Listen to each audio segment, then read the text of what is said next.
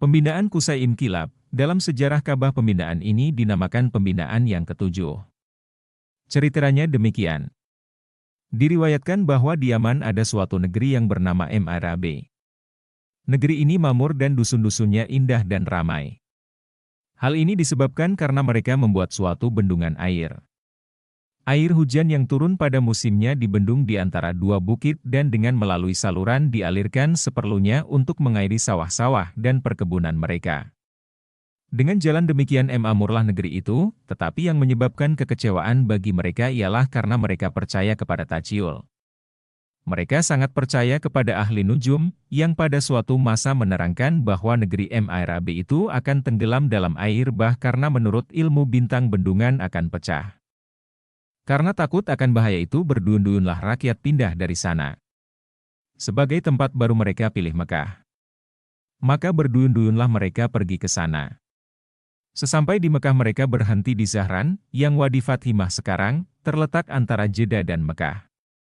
Seorang daripada anak ketua mereka itu bernama Salabah anak Umar ibn Amir datang menghadap Jurhum supaya mereka dibolehkan menumpang duduk bersama-sama di Mekah. Permohonan itu oleh Jurhum tidak diperkenankan bahkan ditantang dengan perlawanan. Maka terjadilah peperangan yang besar antara Jurhum dan kaum Ma'rab itu. Peperangan ini berakhir dengan kemenangan bagi kaum Ma'rab. Setelah mencapai kemenangan, kaum Ma'rab ini lalu menduduki Mekah dan mengusir semua suku Jurhum keluar dari Mekah itu. Yang diperkenankan tinggal bersama-sama mereka itu hanyalah anak-anak keturunan Ismail. Kaum Ma'rab atau yang lebih terkenal dengan nama Arab Yaman memerintah dan menjaga Ka'bah selama 300 tahun. Setengah ahli tarikh menamakan golongan Arab Yaman ini dengan nama Juza'ah. Tidak berapa lama terdengar pula nama seorang pemimpin Arab yang bernama Qusay Inkilab. Ia mengumpulkan suku-suku Qada'ah, Bani Kinanah dan Quraisy dan mengajak mereka berperang dengan Juza'ah dengan alasan bahwa mereka tidak berhak menjaga Ka'bah dan menganggap tidak adil bahwa Juza'ah itu telah merampas kunci Ka'bah dari tangan istri Qusay yang bernama Hubba anak Hulail ibn Habsyah bin Baloel ibn Ka'ab ibn Umar al-Juzai. Hulail pada waktu itu menjadi raja di Mekah. Ia termasuk suku Juza'ah. Sedang Qusay adalah menantunya. Untunglah peperangan ini dapat didamaikan.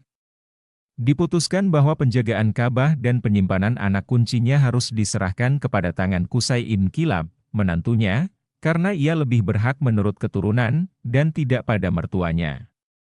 Dengan demikian hak penjagaan ini kembalilah dan kekalah pada yang berhak sampai kepada anak-anak cucunya hingga kepada masa junjungan kita Nabi Muhammad SAW. Kejadian yang penting juga dalam masa pemerintahan Juza'ah ialah kedatangan seorang raja daripada raja-raja Yaman sampai 2 kali ke Mekah hendak meruntuhkan Ka'bah. Serangan ini dapat dielakkan sehingga maksudnya tidak tercapai. Pada ketiga kalinya raja itu datang tidak untuk menyerang tetapi untuk menghormati dan memuliakan Ka'bah. Yang pertama kali Ka'bah diberinya bertabir atau kiswah dan dihadiahkan kepada Ka'bah itu pintu yang dapat dikunci.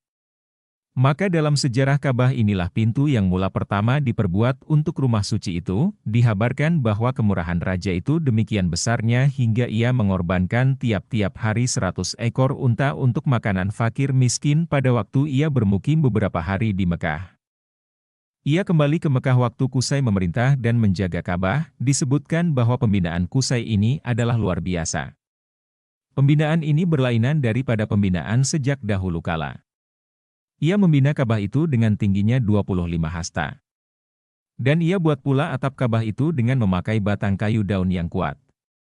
Kayu daun itu adalah semacam kayu nibung yang besarnya sebesar pohon nyiur. Di atasnya ditaruh pelepah pohon korma menjadi atap.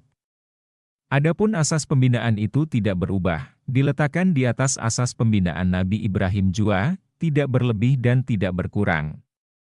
Buku Sejarah Ka'bah dan Manasik Haji. Pengarang Haji Abu Bakar, penerbit NV Bulan Bintang tahun 1963.